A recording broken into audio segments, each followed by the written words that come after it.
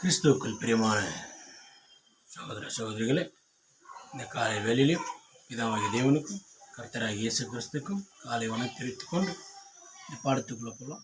2 பேதுரு 3ஆம் அதிகாரத்தை தியானித்து பார்த்தோம். இந்த 3ஆம் அதிகாரத்தில் சொல்ல வேண்டிய விஷயங்கள் என்ன என்றால்,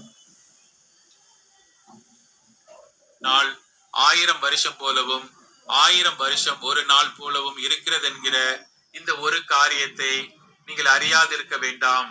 தாமதிக்கிறார் என்று சிலர் எண்ணுகிறபடி கர்த்தர் தமது வாக்குத்தத்தத்தை குறித்து தாமதமாயிராமல் ஒருவரும் கெட்டு போகாமல் எல்லாரும் மனம் திரும்ப வேண்டும் என்று விரும்பி நம்மேல் நீடிய பொறுமை உள்ளவராய் இருக்கிறார்.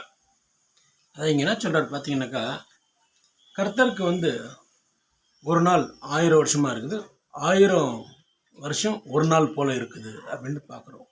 இதெல்லாம் ஒரு ஊமைகளாக சொல்லப்படுற விஷயங்கள் என்ன அப்படின்னு பார்த்தீங்கன்னா, நம்மளுக்கு 1000 வருஷம் அப்படி கர்த்தருக்கு ஒரு நாளாக இருக்குது. கர்த்தருக்கு ஒரு நாள்ன்றது நம்மளுக்கு 1000 வருஷமாக இருக்குது அப்படின்றது நம்மளுக்கு ஒரு கனெக்ட் பண்ணுறோம். ஏன் இன்னும் வராது இருக்கிறார் ஆண்டவராகிய இயேசு கிறிஸ்து அப்படின்னு பார்த்தீங்கன்னாக்கா, நம்ம மேலே என்ன பண்ணுறாரு, ரொம்ப அன்பு வச்சு நீடிய பொறுமையோடு இருக்கிறாரு. அப்போ நீடிய பொறுமையோடு நம்மளை பாதுகாத்து நம்மளை வழிநடத்தி கொண்டிருக்கிறாரு. அப்போ என்ன அப்படின்னு பார்த்தீங்கன்னா, தேவன் நம்ம மேலே ரொம்ப அன்பு வச்சுக்கிறதுனால நம்ம மேலே ரொம்ப நீடிய பொறுமை.